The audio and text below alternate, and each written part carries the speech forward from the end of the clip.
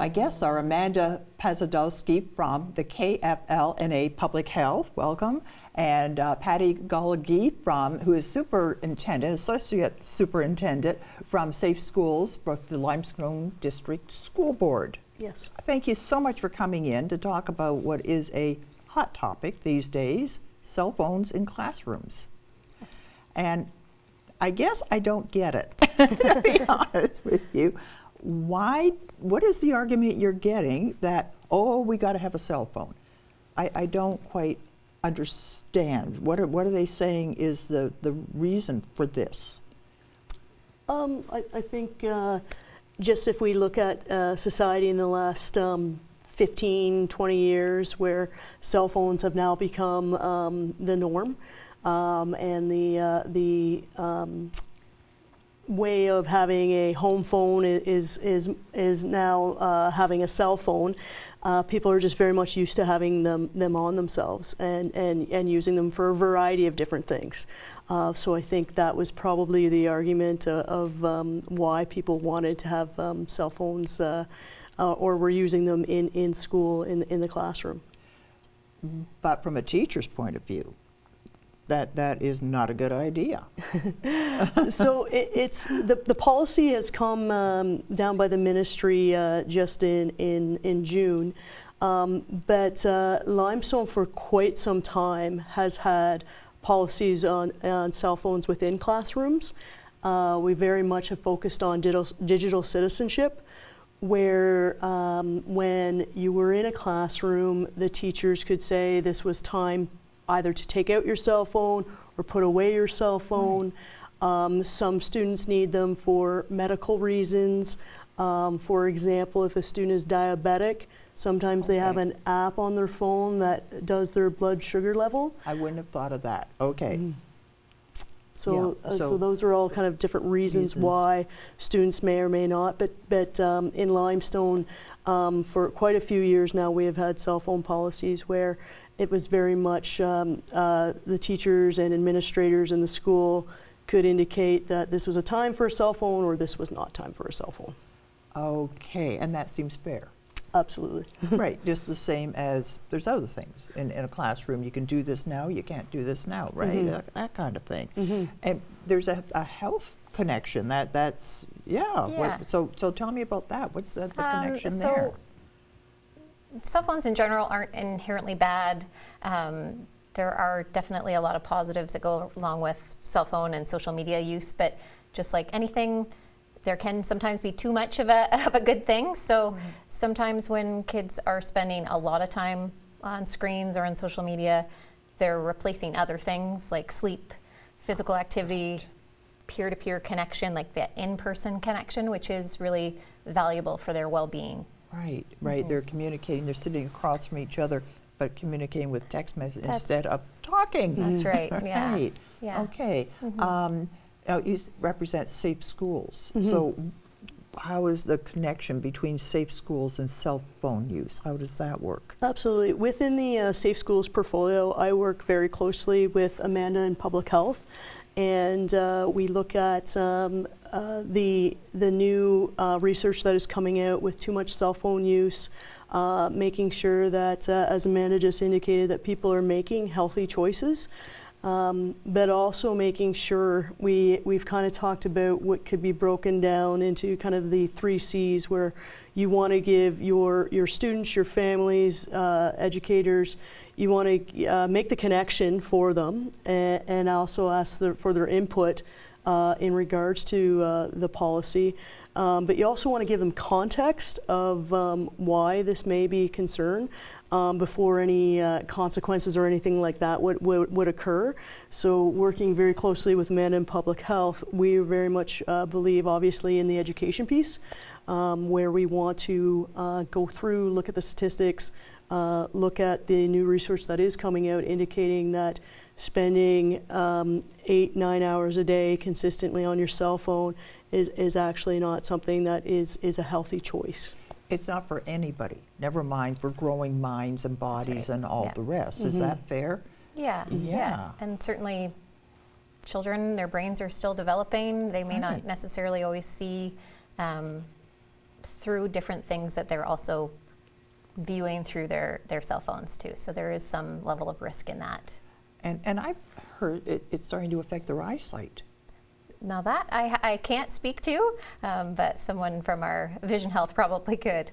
Yeah, that it yes, this is what I've heard, that they're not, it's myopia. They're not able to see distance. That is starting to get more kids are needing glasses as a Okay. result of this. It's so the other thing that occurs to me, I took a course a number of years ago. Actually, it was at the police station, and it was on different aspects of policing. It was fascinating, and the one I think that I never. You could talk about blood spatter and all that, and that was interesting. However, but the one that I've never forgotten, it was about cyberbullying, and they showed the messages this 14-year-old girl had got in one day, and I just ached for this little girl. I couldn't imagine, because certainly bullying has always been there. Yeah. But is that part of the safe schools? Is that approach too? Absolutely, where we want to make sure that we're informing our students about cyber safety, making sure that they realize what positive digital citizenship is, and also the warnings of when you're downloading certain apps and communicating with people that you want to be aware who you are actually communicating with. Right. So there's lots of different aspects of the cyber safety around that, and the use of the certain apps within a cell phone. Right. That's the other angle, isn't it? That sometimes so much information is out there and available that these kids are now in a vulnerable position. It isn't just their peer group deciding to gang up on them, which come on, has always happened, but at least we knew who they were. Yeah. Wow. It is. So the policy is. So the policy is for kindergarten to grade 6, there are no cell phones allowed at all within recess or the school. Of course, unless you have a medical concern or it is a special education requirement. And then from grade 7 through 12, they cannot have their cell phone during instructional time. Okay, 7 to 12, right. Okay. Yeah, that seems fair. So what is the blowback that you're getting about this? I think in Limestone, and I think I would attribute a lot of the relationship that we have with public health and the education that we have done around cell phone use, and it also not necessarily being a new policy for us. I can't speak for Amanda, but I would say we've had relatively little blowback in regards to the policy because we are very much focusing on the education piece and also giving context and reasonings why. So there's an understanding in regards to making sure that while you're in the instructional period, that is exactly what you're doing. You're engaged in the instruction of the teacher. You know, in a sense, you're not raising children, you're raising adults. They're you're preparing them to go out into the work world at some point. And there's going to be rules. If you're working for a company, they've got rules. You may not agree with them, but that's the way it is. And maybe this isn't a bad way to introduce that concept to them, that there's rules and there's people over you who are going to make the rules whether you like it or not. Exactly. Right. Now, well, I got you. I've heard that this is also for kids that they're not even in school yet. They're preschool. That screen use is becoming.